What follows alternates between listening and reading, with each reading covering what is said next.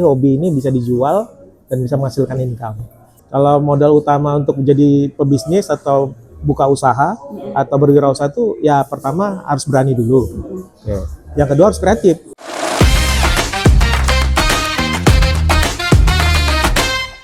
Assalamualaikum warahmatullahi wabarakatuh. Waalaikumsalam warahmatullahi. Jumpa lagi di sharing sama Sena kali ini. Ini narasumber yang udah kedua kalinya. Iya, dua kali. Sama ini dua kali. Ya. Yang pertama kali kita bahas tentang pentingnya desain dalam sebuah bisnis. Ya. Ya, itu nanti aku cantumin linknya di sini. Yang belum nonton, kalian wajib tonton itu dulu. Pak Adit ini, kenapa pertama kali kita ini ya Pak, pentingnya desain dalam sebuah bisnis itu karena Pak Adit itu adalah seorang animator. Ya. Kreatif trainer dan juga penulis buku. Jadi total ada berapa buku Pak yang udah ditulis? Kalau buku sekarang sudah 23 ya. 23 dan 23 itu judul. Dan itu semuanya tentang Itu macam-macam. Ada yang animasi, ada desain, ada bisnis kreatif. Oke, nah jadi bukunya juga ada terpampang di depan ya. Kalian bisa, ini beberapa ada di Gramedia ya Pak? Ada, tapi udah banyak habis sih. Di Gramedia udah banyak yang habis. Udah banyak habis juga. Oke, berarti jalur mandiri mungkin ada ya Pak? Bisa di online shop juga bisa. Oh, oke. Nah teman-teman, kali ini Pak Adit Syukrodi seorang animator, creative planner, dan penulis buku. Ya. Jumpa lagi sama Pak Adit. Halo. Udah berapa tahun ya gak jumpa ya? Iya Pak. Saya dari itu saya ingat yang pertama pas si kakak yang anak pertama masih kecil. Berarti 2020. 2020 atau 21 gitu ya Pak ya. Iya. 2021 deh kayaknya Oh ya. iya ya. 2021. Betul, siap. Nah, ini baru jumpa Pak Adit lagi. Iya. Oke, kita bahas dari yang animator dulu ya. Oh, Pak. boleh. Pak Adit yang paling pertama animator pastinya atau penulis dulu Pak? Enggak, animasi dulu. Animator baru, setelah itu ngajar baru nulis. Oh, Pak Adit berarti sempat ngajar. Ngajar di kampus di sebuah kampus swasta. Keliling-keliling juga beberapa tempat. Berarti kayak belum ini apa honorer lah ya kan Pak? Dulu sifatnya dosen tamu ya. Istilahnya sekarang dosen praktisi. Gitu. Iya. Jadi bukan dosen tetap. Dosen tamu atau sekarang istilahnya dosen praktisi. Dosen praktisi. Berarti Pak Adit memulai animasi itu Ya. tahun berapa gitu? Pak Adit mulainya lah. Kalau mulai belajarnya itu 2001 ya. 2001. Tapi belajar lewat komputer ya. Kalau misalnya menggambarnya udah lama. Dari kecil kan memang hobi gambar. Oh, gitu. Udah ada Dari bakat SD gitu ya gitu suka-suka Pak? gambar hobi. Baru di 2001 tamat kuliah, itu kan era komputer mulai itu.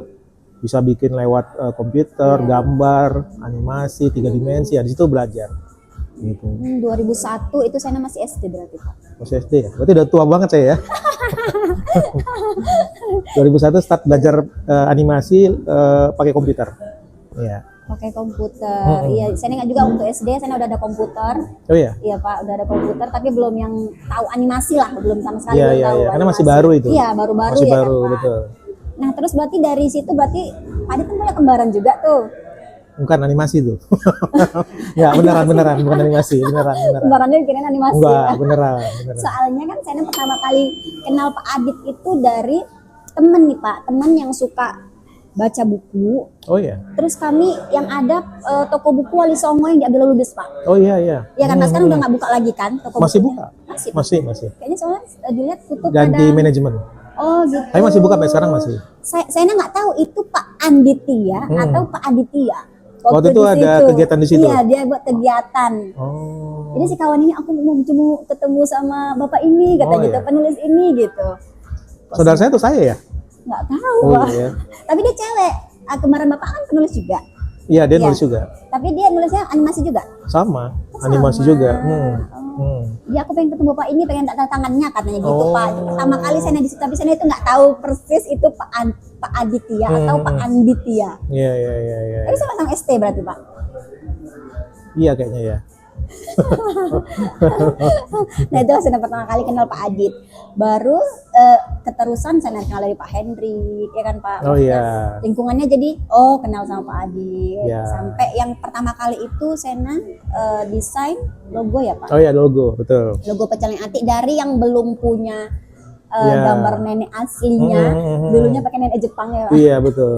Anime Sampai ya. disaran ya, anime. Iya.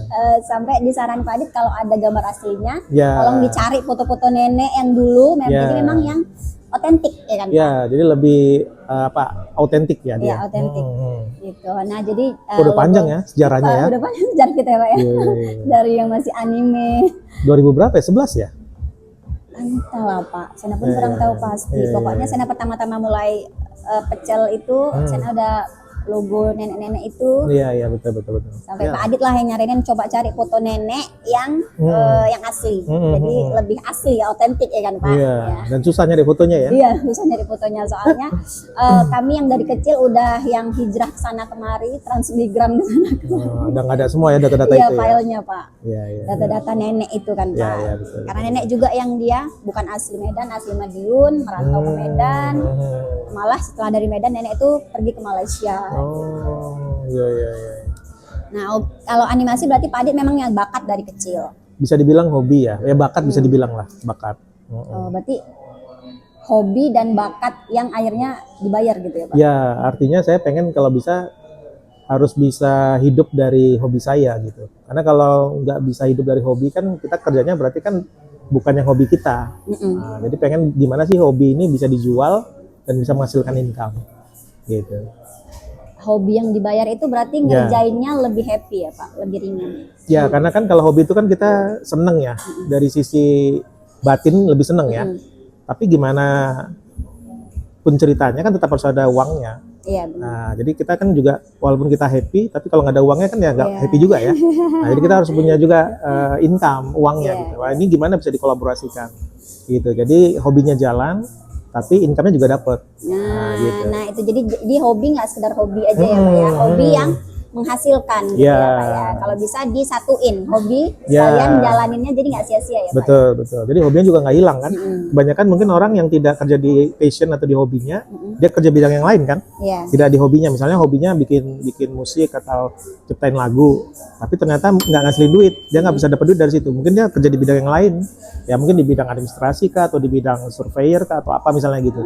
Nggak ada yang salah di bidang ini, cuman apakah ini passionnya dia atau enggak gitu. Kalau enggak kan berarti kan ini ditinggalin sama dia masuk ke sini yang dia hanya nyari income saja kan, gitu. Jadi akhirnya kan sayang dia punya talenta di musik hilang gitu. Gitu. Kalau bisa jangan sampai hilang hobi atau talenta itu, karena nggak semua orang kan punya kemampuan itu. Iya. Gitu. Atau Pak kalau misalnya kayak Sena juga yang mungkin latar belakangnya, backgroundnya yang memang nggak ada latar belakang berbisnis gitu Pak. Nggak ada background bisnis. Ada background bisnis karena Bapak juga yang dulunya dia karyawan perusahaan gitu, dan kami diajarin yang sekolah bener itu biar bisa nanti kerja bener, kerja yang bagus kan gitu Pak. Tapi di tengah jalan malah dapat keadaan yang mungkin nggak kita pernah rencanakan gitu kan Pak. Jadi Sena malah jadi coba di situ love what you do gitu lah Pak. Oke. Itu gimana itu Pak? Love what you do. Ya, itu bisa. Sebenarnya kan love what you do itu kan dari do what you love. Your love kan. Lakukan apa yang kamu suka kan, gitu. Berarti kalau lakukan apa yang kamu suka itu kan berarti dari passion. Tapi ini kan Sena kebalikan. Love what you do. Itu juga bagus sebenarnya. Ibarat yang tadi yang dia hobi musik bikin lagu, kemudian karena nggak ada duit dia pindah ke bidang yang lain yang itu ada income atau ada gaji. Nah, dia harus menyukai itu. Kalau nggak kan stres dia. Gitu. Jadi ketika dia pindah ke bidang yang lain, maka dia juga harus menyukai itu, menjadikan passion yang baru bagi dia gitu. Karena kan kebahagiaan itu ada kebahagiaan di jiwa, ada kebahagiaan di fisik. Fisik itu kan berarti kan kita harus berkecukupan. Kita bisa beli ini, beli itu tuh kan secara fisik materi ya. Mau beli baju, mau beli tas, mau beli sepatu, mau membahagiakan orang tua itu kan pakai materi. Tapi di kebahagiaan jiwanya itu dia senang, dia gembira setiap kali dia ketemu dengan passionnya itu kan antusias ya, muncul itu. Nah, itu harus disandingkan gitu, jangan dipisah gitu. Berarti dari kecil Pak Adit juga yang untuk animasi ini Pak Adit udah didukung ya sama orang tua. Sebenarnya di awalnya nggak terlalu ya, karena kan latar belakang kan kalau orang tua kan di staf BUMN ya, gitu. Tapi ya kita coba pelan-pelan lah memberikan pengertian, pendekatan, bahwasanya ya pengen sih di bidang ini gitu, pengen bisnis gitu. Ya sebenarnya perlu juga untuk mendapatkan apa ya, ridho ya, restu itu ya. Makanya pelan-pelan lah. Tapi Pak Adit berarti pelan-pelan yang nggak melakukannya dengan secara merta, aku nggak peduli lah restu orang tua gitu, atau Pak Adit memang yang pelan-pelan ngasih tahu dan minta restu? Iya, karena nggak bisa juga kita abaikan kan, karena kan restu orang tua perlu juga untuk kelancaran kita gitu. Makanya yang kita lakukan adalah kita berikan pembuktian bahwasanya kita bisa hidup dengan pilihan kita ini gitu kan. Mungkin orang tua nggak salah, Iya. dia hanya khawatir kan bidang ini bisa nggak nanti menghidupi anakku kan gitu. Nah, Mereka apalagi nggak dari salah. zaman dulu mungkin orang yang Iya, apalagi betul. zaman-zaman Pak Adit dulu ya, Iya. animasi itu kan baru yang gitu, hal-hal yang baru gitu. Ya, hal yang baru satu di bidang animasinya, yang kedua saya kan ngambilnya di bisnis. Jadi artinya saya berwirausaha. Dulu kan kalau misalnya mau kerja di bidang animasi mungkin masih sedikit, tapi adalah 1-2 tempatnya lah gitu. Mm-mm. Nah, cuman kan saya kan memilihnya udah satu animasi yang bisa dibilang jarang, yang kedua saya bisnis kan, Iya. tidak bekerja kantoran gitu loh, yang ada gaji Iya. gitu kan. Mungkin orang tua mikirnya kalau nggak ada gaji nanti gimana nih mau Iya, hidup kan, iya, iya, iya. gimana nanti Gajinya makannya nggak kan pasti gitu. gitu ya Pak ya, orang Ya bisnis karena kan ya. di bisnis ini kan Iya. tau lah gitu, kadang dapat kadang nggak dapat gitu. Tidak ada gaji pastinya gitu ya Iya, Pak. Berarti Pak Adit memang yang ini ya pelan-pelan minta restu berarti ya kan, pasti itu satu minta dukungan, terus kita berikan pembuktian. Artinya kita mengerjakan proyek animasi, kita jual laku, nah kita tunjukkan sama orang tua, kita traktir makan bakso gitu. Ya, orang tua ya senang juga kan, berarti ini Oh, ada adalah ya harapannya prospeknya, ya, gitu nah ya. gitu ya, pelan-pelan lah, pelan-pelan. Tapi Pak berarti zaman Pak Adit udah ada belum itu jurusan animasi gitu? Belum, Belum ada ya Pak? belum. Sampai Waktu sekarang ada nggak Pak? kalau sekarang udah ada. Sekarang udah ada. Saya masuk di kuliah tuh 1996, itu TK ya berarti ya, Sena TK. Sena baru lahir 95 Oh, baru, Pak. oh, baru lahir ya? Tua banget bener ya saya ya. 95 baru lahir. Jadi 96 itu saya tamat SMA kan masuk kampus tuh kuliah. Jurusan animasi nggak ada. Yang ada itu jurusan arsitek yang ada gambar-gambarnya Mm-mm. sama seni rupa. Oh arsitek ya. Nah, cuman kan seni rupa dulu nggak kepikiran jadi guru. Mm-mm. Waktu itu kan namanya IKIP ya, sekarang Unimed ya. Iya Unimed. Nah, nggak kepikiran jadi guru, tapi sekarang malah jadi guru kan, ngajar kemana-mana gitu. Milih arsitek. Jadi orang tua kan arsitek bapak. Jadi masuk itu ada yang penting ada gambarnya. Sebenarnya nggak suka juga gambar rumah kan, karena sukanya gambar komik. Oh Gitu, iya, kan arsitek kan gambar rumah. Iya benar-benar. Tapi yang penting ada gambarnya, Iya, karena emang hobi gambar kan gitu. Akhirnya masuk arsitek. Nah, di Indonesia baru ada jurusan animasi itu tahun 2000. Itu di Jakarta. Dan itu di Jakarta. Di Jakarta. Waktu itu kan nggak mungkin juga saya ke Jakarta, Iya. gitu. Karena domisili di Medan. Lalu masuk tahun 96 muncul di Medan. Gitu. Itu di LP3I. Jadi saya ngajar pertama kali itu untuk jurusan animasi itu di LP3I. Gitu. Berarti zaman Pak Adit yang belum. Makanya saya lihat yang waktu Pak nulis Creative Planner penghasilan berapa Pak? 10 juta apa 100? Iya, 10 juta pertama. Nah, 10 juta pertama Pak Adit kan itunya malah animasikannya ini ya rumah kan Pak? Sebenarnya Buat prospek desain rumah. peluangnya dari rumah, bukan animasi buat kartun. Hmm, Karena tahun 2001 tamat kuliah, peluang animasi yang potensial itu dari rumah, dari bangunan. Karena kan dulu kan ada yang iklan-iklan di Metro TV ya, iya Pak. ada Agung Sedayu Group gitu-gitu kan. Iya. Bagaimana rumahnya dibangun atau hotel dibangun gitu kan. Jadi butuh animasi tuh. Nah di Medan kalau kita mau bikin animasi iklan nggak bisa karena kan TV-nya di Jakarta, stasiun TV di Jakarta. Kalau di Medan kan nggak ada stasiun TV, gitu. Akhirnya prospek yang paling bisa diambil untuk animasi ya bangunan, rumah. Ternyata cocok dengan kuliah di arsitek, Iya Pak. gitu. Jadi sebenarnya ada ininya juga sih, hikmahnya juga. Iya ya, tapi untungnya Pak Adit maksudnya kan Pak kalau sekarang mungkin orang udah bebas milih ya Pak. Kan zaman dulu Pak Adit yang belum ada tapi Pak Adit tetap yang gambar ya pilihnya yang arsitek Iya, gitu kan iya. Pak. Maksudnya masih satu-satu jalur gitu. Iya, Menggambar gitu kan Pak. iya. Tapi menggambarnya kan nggak persis saya yang mau gitu. Saya kan maunya kan komik, Oh. gambar-gambar kayak kartun gitu kan, gitu. Tapi karena nggak ada jurusan itu, ya udah ambil arsitek gitu. Gitu. Tapi Pak Adit pernah nulis komik belum? Kalau nulis komik belum. Cuman pernah bikin komik-komik singkat-singkat gitu pernah. Jadi kayak komik yang 1 halaman, 2 halaman gitu. Jadi istilah itu komik pendek ya, Iya, komik pendek. strip gitulah. Iya. Pokoknya yang pendek-pendek gitu. Gitu. Berarti kalau Pak Adit dari animasi, terus Pak Adit mulai menulis dulu apa creative planner dulu? Sebenarnya kan creative planner itu gabungan dari beberapa profesi ya. Kan saya bikin animasi, animator. Kemudian diminta ngajak, jadi trainer. Nah itu sebenarnya sudah melakukan creative planner karena sudah melakukan lebih dari satu bidang ya, kegiatan gitu ya. Walaupun sama animasi juga, tapi ini membuat, ini mengajar. Kemudian menulis lagi, makanya itu akhirnya disebut jadi creative planner karena melakukan multi. Iya. Satu itu, yang kedua ditambah lagi juga akhirnya saya tidak hanya animasi, saya kan startnya dari animasi 3 dimensi. Animasi 3 dimensi itu kalau kayak film kartunnya tuh kayak Upin Ipin gitu-gitu lah ya, yang 3D ya. Iya, Pak. Kalau 2 dimensi kan kayak Doraemon. Nah saya lebih banyak ke 3D-nya, 3 dimensi gitu. Nah akhirnya dari animasi 3D itu berkembang karena konsumen minta tidak hanya 3D. Misalnya dia datang pertama kali ke saya, minta dibuatkan rumah 3 dimensi. Dia mau bangun rumah. Oke, kita buatkan 3 dimensi. Nah, setelah itu dia lihat saya kayaknya bisa diminta untuk bikin logo karena dia punya usaha, nggak ada logonya. Iya, iya, iya. Nah, terus dia tanya, kayaknya Pak Adit bisa ya kalau bikin logo juga. Sebenarnya saya nggak bisa, tapi kan nggak mungkin dibilang nggak bisa Iya, sama konsumen iya, kan. iya. Ya saya bilang oke bisa Pak gitu. Nah, kemudian deal, baru malam itu saya belajar desain logo. Oh, Gitu. Karena kan ada permintaan. Iya, ada permintaan berarti ada Ya, peluang gitu ya. ada Pak, peluang ya? kan gitu. Dan konsumen biasanya kalau udah nyaman dengan kita dia nggak mau pindah lagi. Iya. Karena dia start dari awal lagi, membangun chemistry Iya, lagi, membangun membangun relationship lagi itu kan butuh waktu. Sementara sama kita dia udah nyaman. Gitu. Akhirnya saya lah yang belajar lagi, learning lagi, belajar logo. Nah dari situ akhirnya jadi creativepreneur kan, karena multi lagi bidangnya, nggak hanya animasi 3D. Dari situ ada permintaan bikin video lagi.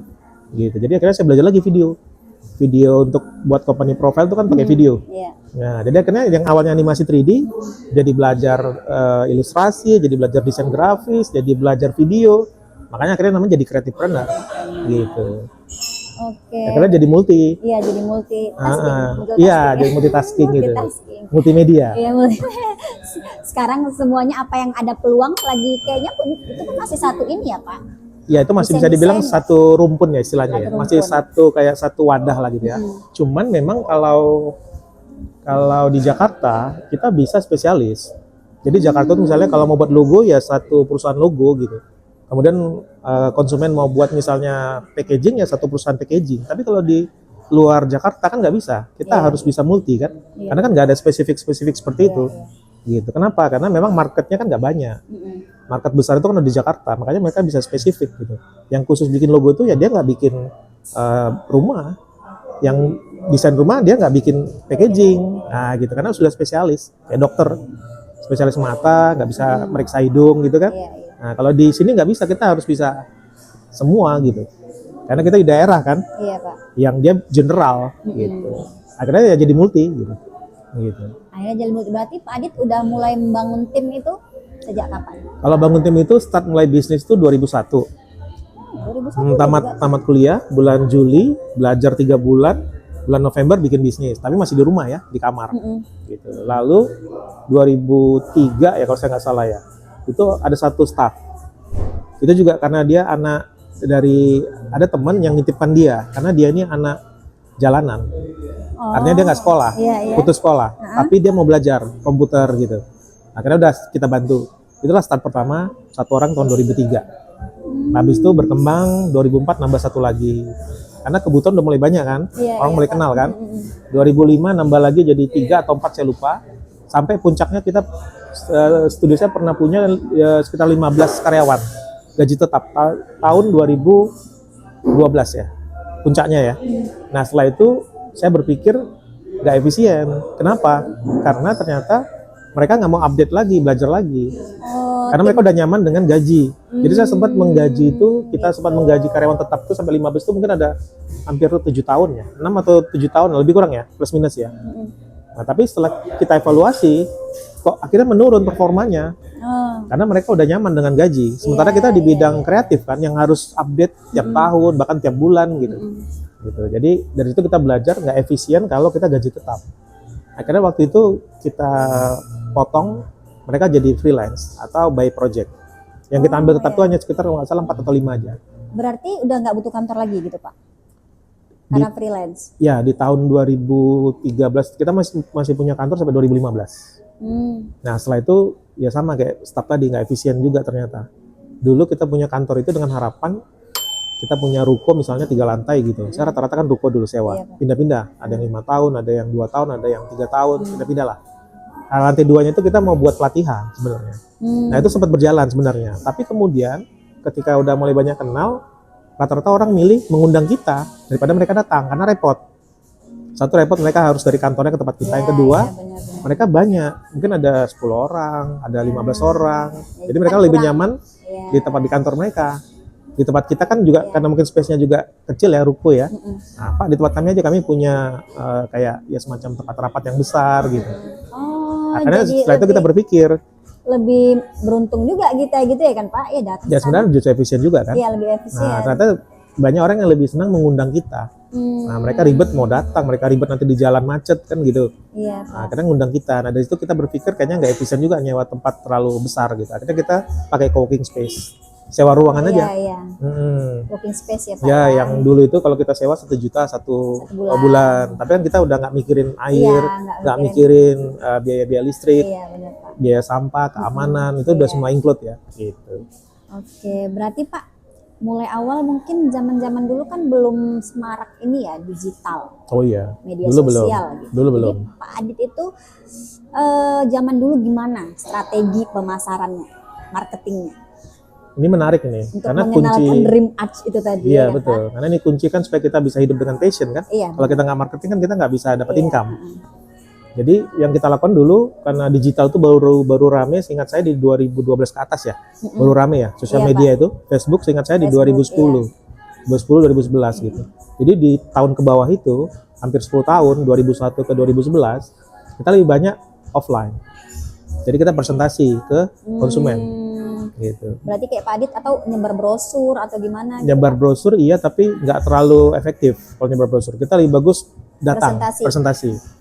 Jadi yang kita lakukan waktu itu adalah kita cari siapa target market kita. Setelah kita tentukan kayaknya animasinya lebih cocok kita ke bangunan nih, karena bangunan ini peluangnya besar. Karena di Medan banyak bangun rumah, banyak bangun kantor, banyak bangun macam-macam lah, kafe segala macam. Nah kita list siapa target marketnya dari produk kita nanti nih, animasi bangunan. Ternyata kita list itu pertama developer perumahan. Waktu itu banyak bangun perumahan-perumahan gitu kan. Satu developer perumahan, yang kedua kontraktor. Jadi ada kontraktor yang bangun satu rumah gitu. Kalau developer kan dia bangunnya banyak, tapi mungkin kecil-kecil rumahnya ya. Kalau kontraktor kadang-kadang rumahnya gede, tapi mungkin 1 unit aja gitu. Kemudian yang ketiga kita lihat konsultan arsitek. Karena konsultan arsitek waktu itu belum bisa buat animasi 3D. Mereka masih menggambar 2 dimensi. Gambar manual dan juga AutoCAD tapi 2 dimensi. Jadi 3 ini yang akhirnya kita cari. Dulu kan nggak ada Google ya. Iya, Pak. Kita pakai dulu, masih ingat, tapi saya nggak tahu, saya masih ingat ada dulu buku kuning Telkom itu. Nggak ingat ya. Itu zaman kita telepon gitu, dia ada buku kuning, kita bisa cari alamat kontraktor di situ. Oh iya iya. Nah, kita bisa cari alamat developer perumahan. Iya. Baru kita list siapa-siapa aja, lalu kita datangin per area-area. Misalnya ada area Setiabudi, ada siapa aja di situ. Oh mungkin ada 2 kontraktor, 1 developer. Di daerah Marelan ada, oh mungkin ada 3 konsultan arsitek, ada 1 kontraktor. Kita list seperti itu. Baru kita datang. Iya benar. Gitu. Berarti buat janji dulu lah gitu ya Pak ya. Kita janji dulu.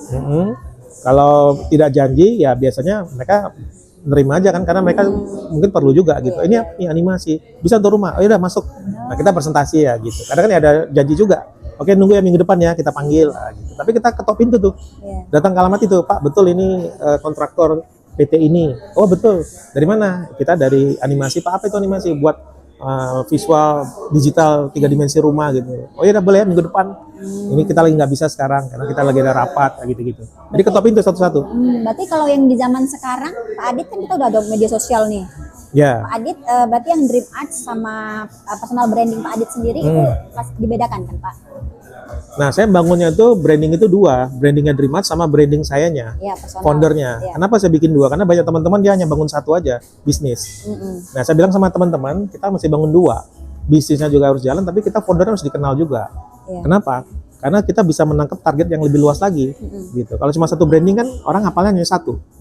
Tapi kalau bisa 2 dan branding kita juga dikenal, kita bisa menangkap target lebih banyak. Gitu. Contoh misalnya, ada dinas atau ada perusahaan yang butuh untuk misalnya belajar animasi. Nah mungkin dia lebih percaya ke person kita daripada ke lembaganya. Kecuali kalau pembuatan animasi, mungkin dia lebih percaya studio, perusahaannya, gitu. Nah jadi kenapa akhirnya harus dua-duanya dibangun gitu. Misalnya kayak Sena ini kan bagus-bagus juga. Bisnis personal artinya di branding, personal juga harus di branding gitu. Atau misalnya ada undangan, misalnya contoh, ada undangan dari kementerian misalnya. Bisa nggak mengajarkan misalnya tentang UKM. Nah kan nggak mungkin ke Dream Arch Animation, UKM. Karena dia kan dia lebih spesifik animasi. Tapi ke kitanya kan bisa, ke foundernya. Karena kan kebetulan kita juga bikin bisnis juga kan, gitu. Jadi itu perlu membangun 2 branding itu perlu. Gitu. Sama misalnya seperti kayak Tesla, kan Elon Musk juga dibangun sebagai branding kan, gitu. Atau misalnya Bill Gates, kan foundernya Bill Gates juga dibangun brandingnya, tidak hanya si Microsoft-nya. Iya. Gitu. Jadi dua-dua harus dibangun sih. Dua-dua harus dijalan. Iya. Jadi gimana kalau yang Sena pernah ada di posisi yang dulu tuh Pak kayak pecelnya Atik. Iya. Pecelnya Atik itu melekat kali di Sena. Iya. Gitu, melekat kali di Sena. Jadi Sena kemarin tuh sempet nggak aktifin pecelnya Atik. Gitu. Karena? Kayak Sena pelan-pelan mau buat customer kita gitu bahwa jangan bergantung sama kita. Oke. Karena kan orang tuh melekatnya pecelnya Atik ini Sena gitu. Orang Oke. tuh mau beli ke situ kalau ada Sena gitu. Iya, Karena kalau nggak ada mereka nggak datang. Iya, nah, gitu Pak. Nah jadi Sena mau lihat juga seberapa kuat bisnis Sena ini bisa tanpa ada Sena gitu. Iya. Pak. Jadi menurut Pak Adit tetap kita harus bangun terus nih, kita melekat terus di pecelnya Atik kayak sebagai BA-nya atau talentnya, atau kita pelan-pelan belajar untuk misahin diri kita sama bisnis kita sendiri. Kemarin saya sempat ada di fase itu sih Pak. Iya. Kalau dari pengalaman saya di bisnis ya selama 2001 sampai sekarang ya, mungkin lebih dari 24 tahun ini ya. Kalau saya lihat sebenarnya nggak usah dilepaskan karakter Sena itu di pecelnya Atik, nggak usah. Karena itulah ikon pecelnya Atik kan Sena. Sama kalau Dreamers ya saya gitu kan. Itu jangan dilepaskan. Cuman Sena juga harus mengembangkan diri tidak hanya di pecelnya Atik gitu. Kayak saya misalnya di Dreamers Animation animasi. Itu harus dilekatkan terus sama Dreamers-nya gitu. Tapi saya juga harus keluar juga dari situ. Misalnya saya mengembangkan diri menjadi misalnya mentor untuk bisnis, misalnya UKM. Itu kan sebenarnya udah nggak sama dengan yang ini gitu. Tapi kita mengembangkannya lagi boleh, tapi jangan dilepasin sih. Karena ini kan start kita dikenal. Jangan dilepas. Cuman kita udah mulai harus bangun sistem. Artinya sudah ada tim yang ngelola ini. Kayak saya misalnya, ada project kan nggak saya lagi yang harus mendesain, gitu. Walaupun terkadang saya masih turun untuk ngecek gitu ya, tapi udah ada tim yang menghandle, gitu. Jadi jangan dilepaskan juga ikonnya, sama mungkin seperti sebuah merek ayam goreng gitu, nggak bisa lepas dari figur si tokoh si foundernya kan. Jangan dilepas kalau menurut saya, tetap aja, karena itu karakter yang kuat ada di situ. Cuman ketika Sena ingin mengembangkan lagi ke yang lain, misalnya pengen menjadi misalnya entertain atau segala macam, nggak apa-apa, itu menjadi pengalaman yang baru, tapi ini jangan dilepasin gitu. Gitu. Oke. Dan gimana Pak tanggapan Bapak tentang personal branding sebuah usaha tapi tidak melibatkan orang, tidak melibatkan personal di dalamnya? Kan ada tuh Pak kayak kita Ada. yang punya nggak kenal kita yang punya gitu. Ada. Nah itu gimana tuh Pak? Nah sebenarnya kan tugas kita sebagai founder, sebagai owner itu kan harus bisa mendelegasikan kepemimpinan kita sama tim. Jangan nanti tim kita tidak sesuai dengan karakter kita. Misalnya kalau kita ramah sama orang, tim kita nggak ramah. Nah, itu yang membuat orang itu jadi males, gitu. Karena dia nggak dilayani dengan baik. Jadi memang tugas berat kita itu adalah membuat delegasi ke tim kita. Itu memang nggak gampang. Itu bangun people, bangun SDM, bangun manajemen. Nah, itu makanya kebanyakan orang beratnya di sini nih, membangun sistem itu, baik sistem segi SDM, sistem dari segi pekerjaan, sistem dari segi kontrol keuangan, itu kan sistem semua. Iya benar. Nah sebenarnya tugas founder itu di situ, sehingga kita nggak terjebak hanya untuk urusan teknis terus. Harus kita yang masak, harus saya yang buat gambar gitu. Nah gitu kita harus bisa delegasikan itu, supaya bisnis kita bisa berkembang. Kalau nggak kan kita hanya stay di situ. Gitu. Itu yang membuat akhirnya kita jadi pedagang, bukan jadi pebisnis. Kalau pedagang ya kita semua kita harus ngerjain, kayak Superman kan. Tapi kita harus jadi tim kayak Avengers. Kita bagi tugas nih, Iron Man nanganin ini, si Hulk nanganin ini gitu. Nah jadi kita bangun itu memang nggak mudah, tapi harus diupayakan. Harus diupayakan. Iya. Atau Pak kayak bangun personal branding dan masukin personal ke usaha kita itu tugasnya UKM yang mungkin orang yang memulai dari nol. Atau kalau orang yang mungkin udah banyak duitnya mungkin nggak perlu itu, atau gimana Pak? Kalau misalnya tadi kayak gimana? Kayak yang membangun kita masuk nih ke dalam bisnis kita sebagai BA kah? Pokoknya kita membangun personal kita itu juga dari bisnis. Dari bisnis kita? Iya, itu hanya tugasnya kayak kita yang mulai dari nol, atau si orang yang mungkin udah banyak duit duluan gitu Pak, nggak perlu lagi dia masukkan dirinya ke bisnis itu. Menurut saya meskipun dia udah sukses, udah banyak duit, kan startnya dari bisnis ini, jangan dilepaskan juga gitu. Ini kan punya historis yang panjang kan. punya apa ya, sejarah yang panjang, punya brand yang panjang gitu. Ya meskipun dia udah sukses, udah di bidang yang lain dia lebih sukses lagi, tapi ini kan jangan dilepas gitu. Karena kan kekuatan dia ada di sini. Iya. Gitu. Malah kalau bisa nih yang dibesarin lagi gitu. Gitu. Jadi kalau menurut saya sih sebenarnya itu harus terus dinaikkan terus gitu. Gitu. Gitu. Berarti Pak pesan-pesannya lah, pesan Bapak untuk orang yang mungkin mau mulai sebagai animator. Iya. Animator aja Pak, animator dan creative trainer lah. Kayak pesan pertamanya itu apa Pak? Kalau dari saya yang penting satu harus punya passion dulu, seneng dulu gitu. Karena kalau nggak seneng nanti kan dia stres, nggak happy gitu kan. Dia harus seneng dulu dengan bidang apa yang dia mau jalani itu. Mau animasi, mau desain, Apapun ya, apapun Pak, ya? itu harus senang dulu. Yang kedua, setelah dia senang, dia harus kuasai skill itu. Nggak bisa kasih orang, aku suka desain tapi kamu yang bikinnya. Next ke depan dia boleh ngasih orang, tapi dia udah paham dulu. Iya. Kalau enggak nanti dia bisa ditanda petik, bisa ditipu sama timnya, gitu. Jadi dia harus kuasai dulu, gitu. Setelah berjalan-jalan dia delegasikan, boleh, sehingga tim ini nggak bisa nipu dia, gitu. Karena dia nguasain tuh. Jadi dia harus pelajari skillnya. Kemudian yang ketiga harus jualan. Nggak ada kata nggak jualan, gitu. Iya. Karena kalau dia nggak jualan maka dia nggak bisa dapat income dari passion tadi, gitu. Nah kecondongan jualan ini yang nggak banyak orang bisa karena tidak terbentuk dari kecil gitu. Tapi kalau udah terbentuk dari kecil akan lebih mudah, cuman kan ini nggak terbentuk dari kecil gitu. Jadi kita dipaksa jualan tuh kadang ketika tamat kuliah, kayak saya kan baru belajar jualan setelah tamat kuliah. Kalau saya mungkin ketika sekolah ya.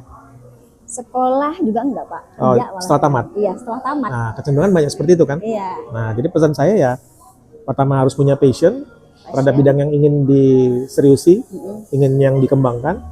Yang kedua kuasai skillnya, supaya tidak ditipu, supaya nanti tidak loss ya. Kan banyak orang loss gitu. Oh di sana ada kuliner bakso, kasih aja modal, nanti aku yang ngurus. Nah, maksudnya orang itu yang ngurus, kita kasih modal, habis itu kan habis. Nanti dia alasannya banyak tuh. Yeah. Oh ternyata dagingnya mahal lah begini, karena kita nggak paham ya iya aja. Nah gitu, itu bahaya itu. Baru yang ketiga harus marketing, gitu. Karena kuncinya itu ada di marketing. Jualan, jadi harus belajar jualan, gitu. Jadi punya banyak duit aja nggak cukup ya Pak ya? Banyak duit aja kalau dia nggak bisa membentuk putaran yang bisa rutin kan duitnya bisa habis. Iya benar. Sekarang udah banyak duit nih, tapi nggak jalan roda penghasil income itu mungkin terputus kan. Ada karyawan yang keluar, sistemnya nggak jalan, banyak duit ini kan akan habis. Kan kita harus menciptakan ini yang berputar nih. Iya benar. Nah, gimana cara berputar itu ya bangun sistem. Memang berat sih. Nah, jadi sebenarnya creative trainer itu sebenarnya dibentuk dari cara-cara kita belajar dan memasarkan tadi ya Pak ya? Ya, jadi creative trainer itu kan berasal dari kata kreatif dan entrepreneur. Jadi creative trainer itu adalah bisnis atau orang yang berbisnis di bidang kreatif. Nah, bidang kreatif itu apa aja? Ada 17. Kalau pemerintah memetakan itu 17. Ada animasi, ada arsitektur, ada penerbitan buku seperti ini, ada kuliner tuh termasuk bisnis kreatif. Ada fashion, pokoknya total ada 17. Nah, tapi di luar 17 ini, kalau menurut saya sih, semua usaha tetap harus kreatif juga. Misalnya laundry itu kan nggak masuk di 17 subsektor. Musik masuk, kemudian fashion masuk, kemudian televisi dan radio masuk, advertising masuk, fotografi masuk, itu yang 17 itu. Tapi kalau di bisnis selain 17 ini, katakanlah laundry, atau katakanlah misalnya minimarket gitu, toko kelontong, saya rasa tetap harus kreatif juga, karena kalau nggak kreatif mereka nggak akan berkembang, nggak akan survive gitu. Nah jadi creative planner itu kita bekerja atau berusaha di bidang kreatif yang 17 tadi, tapi plus juga di bidang selain yang 17 tetap harus kreatif gitu. Jadi intinya sebenarnya semua orang harus kreatif. Nah gitu. Nah kenapa harus kreatif? Karena kalau nggak kreatif pasti akan mudah nyerah. Orang kreatif itu nggak akan pernah nyerah karena dia selalu ketemu cara. Ya dia inovasi, dia akan ketemu cara. Hari ini ada kendala, misalnya contoh anggota nggak masuk. Sementara ini udah deadline, kerjaan desain kita deadline, anggota nggak masuk yang ngerjain. Nah kita nggak nyerah di situ. Mungkin kalau orang nggak kreatif, udahlah minta mundurin waktu, udahlah ngomong aja sama ownernya, kasih waktu tambahan. Kita nggak boleh gitu, karena kan nggak bagus nanti brand kita. Wah itu bagian dari tanggung jawab. Tukang molor, ya bagian dari tanggung jawab itu tukang molor itu. Besok-besok dia nggak akan ke tempat kita lagi. Saya harus kreatif cari cara kan. Caranya gimana? Saya kasih ke siswa saya kan punya training. Siswa saya lihat ada yang bagus nih, lemparkan ke dia. Tetap selesai tepat waktu. Itulah kreatif itu gitu. Jadi kreatifpreneur itu adalah orang yang selalu punya solusi untuk kendala yang ada. Jadi nggak pernah kendala itu jadi penghalang dia gitu. Kendala berarti harus dicari jalan keluarnya. Ya, Pak, saya dulu pernah ngalamin ada kendala, saya kayak apa ya, nyerah, kemudian kayak sembunyi gitu. Sembunyi dalam arti kata, aku nggak siap ini. Ternyata nggak bisa juga, emang harus dihadapin gitu. Karena kadang-kadang kendala itu di luar dari kemampuan kita kan. Tiba-tiba ada sesuatu hal yang sangat besar dan kita surprise gitu. Contoh dulu saya pernah ada kendala di administratif. Saya kan bangun bisnis tuh, tapi kan nggak ngerti pengurusan administratif. Dan dulu kan nggak ada yang ngajarin gitu. Akhirnya kena kendala administratif. Harus buat ini, lapor ini segala macam gitu. Nah itu kan sempat juga, aduh, udahlah nanti aja. Ternyata nggak bisa, memang harus dihadapin aja gitu. Iya, sama kayak yang saya hadapi juga lah. Nah, mesti gitu. Pak. Misalnya kendala di SDM, ya kan, ada yang nggak masuk, ya kan? Ya kita hadapin aja udah. Iya, apalagi sekarang yang terbaru itu kalau sana masalah perpajakan gitu ya Pak ya. Iya. Perpajakan. Iya. Perpajakan, bahkan malah sebenarnya ada yang buka itu loh Pak, di orang iklan itu saya lihat di Facebook. Ada konsultan kan? Iya, konsultan gitu. Jadi Bahkan yang pribadi-pribadi, iya, supaya lebih murah juga kan? iya, gimana mengakalinya gitu bisa. Iya. Gitu, Pak. Ya artinya kita harus apalah, jangan nyerah dengan kondisi banyak lah kendala kan. Iya. Kayak tim kita tiba-tiba bertingkai ya kan, lagi ada orderan, toto Iya, iya. timnya nggak masuk, padahal orderan itu harus siap diantar ke rumah konsumen gitu-gitu kan harus cari cara, itu Iya. kreatif gitu. Berarti itulah jadi kalau mau jadi entrepreneur atau mau berbisnis ya semuanya dituntut harus kreatif. Kalau kan kita Harus. nggak kreatif kita tenggelam atau Iya. bahkan kita hilang gitu ya Pak ya.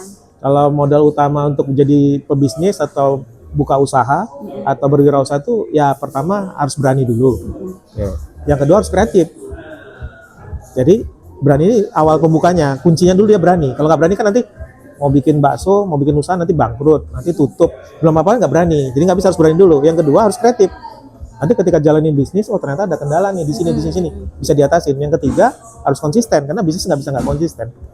Jadi kalau mau usaha itu modalnya bukan uang. Kenapa? Bukan modal uang, karena kita bisa pakai strategi yang lain, pakai cara yang lain gitu. Kalau uang ya kan. Nggak mesti uang gitu. Kayak saya mulai bisnis itu bukan harus mulai utang atau uang untuk beli komputer baru. Saya pakai komputer yang zaman kuliah. Yang penting bisa jualannya dulu, dapat duit. Nah, duit inilah baru beli komputer baru gitu. Jadi harus berani dulu yang pertama. Yang kedua, kreatif. Bisnis kalau nggak kreatif habis. Yang ketiga harus konsisten. Karena sebagus apapun inovasi, kalau kita nggak konsisten, bisnis tutup. Ya. Nah, gitu. Harus survive ya Pak ya. Ya, berkembang itu harus konsisten. Gitu.